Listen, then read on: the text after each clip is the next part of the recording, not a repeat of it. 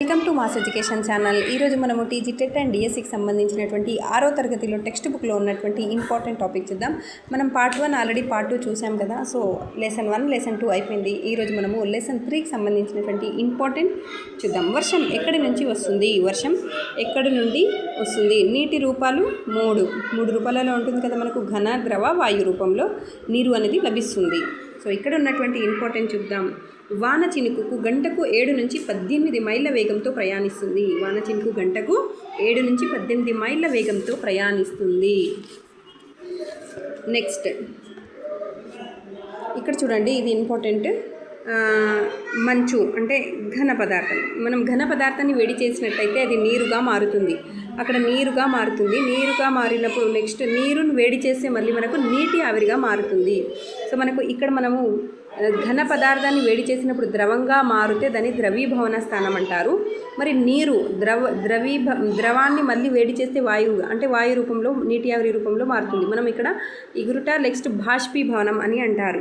So next ఇక్కడ చూడండి, మళ్ళీ మనం నీటి ఆవిరిని చల్లార్చినట్టయితే అది నీరుగా మారుతుంది. నీరుగా మారుతుంది, దానిని సాంద్రీకరణం అంటారు. మరి నీరు ఇంకా చల్లార్చినప్పుడు మంచుగా మారుతుంది, దానిని ఘనీభవనం అని అంటారు.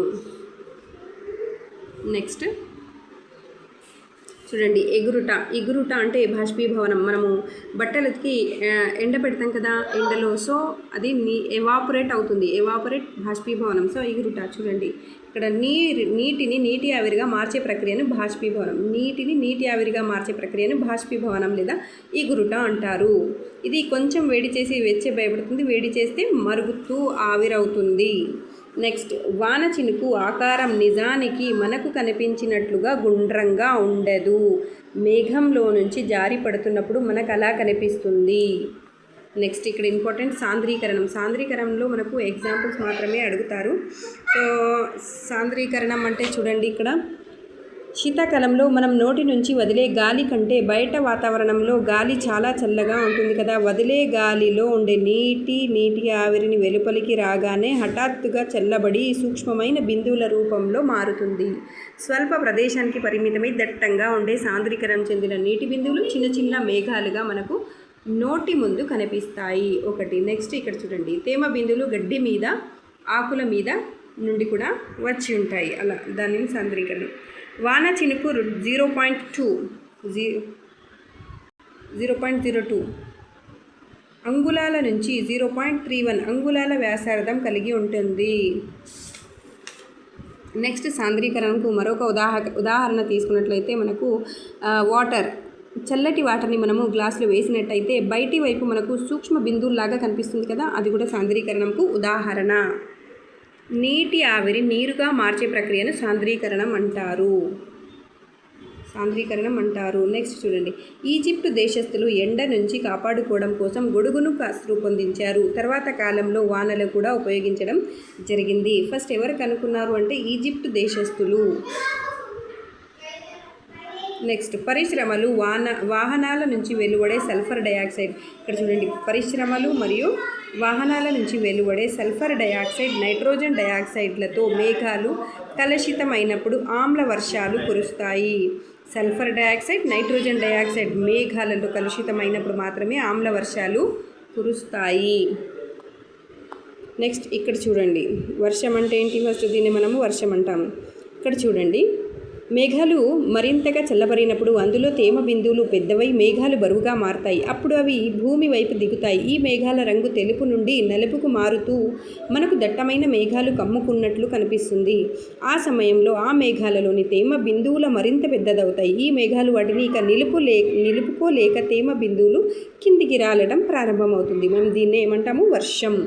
వర్షం అని అంటారు. చల్లగా ఉన్నప్పుడు ఒక నీటి బిందువులు చిన్న చిన్న మంచు స్ఫటికాలు ఘనీభవించి మనకు మంచు కురిసినట్లుగా అనిపిస్తుంది. మరికొన్ని సందర్భాలలో పెద్ద పెద్ద నీటి బిందువులు ఘనీభవించి మంచు ముక్కలుగా కిందికి పడతాయి. దీనినే మనము వడగళ్ళు అంటాము.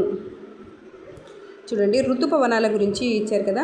మన రాష్ట్రంలో జూన్ నుంచి సెప్టెంబర్ వరకు వర్షాలు కురుస్తాయి. ఈ రోజుల్లో ఆకాశం మేఘాలతో నిండి ఉంటుంది. గాలులు కూడా వీస్తుంటాయి.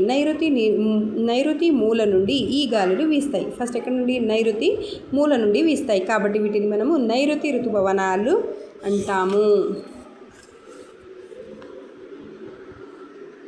నెక్స్ట్ డిసెంబర్ నెలలో కూడా వర్షాలు కురుస్తాయి. ఈ సమయంలో ఈశాన్య మూలాల నుంచి గాలులు వీస్తూ ఉంటాయి. కాబట్టి వీటిని మనం ఏమంటారు? ఈశాన్య ఋతుపవనాలు అని అంటారు. నెక్స్ట్ జలచక్రం. జలచక్రం అంటే ఏంటి? నెక్స్ట్ మేఘాలు తిరిగి సాంద్రీకరణం ద్వారా వర్షం కురవడం ఒకదాని వెంట ఒకటి జరుగుతూ ఉంటుంది. ఈ ప్రక్రియనన్నిటిని కలిపి జలచక్రం అంటారు. నీరు చూడండి, ఇక్కడ నీరు బాష్పీభవనం చెంది నీటి ఆవిరిగా మారటం, నీటి ఆవిరి మేఘాలుగా రూపొందించడం, మేఘాలు మళ్ళీ తిరిగి సాంద్రీకరణం ఇలా వర్షంగా కురవటం ఒకదాని వెంట ఒకటి జరుగుతూ ఉంటుంది. దీన్ని మనము జలచక్రం అంటారు. నెక్స్ట్ సతత హరితరణ్యాలలో ఎగిరే ఉడతలు, పాములు ఉంటాయి.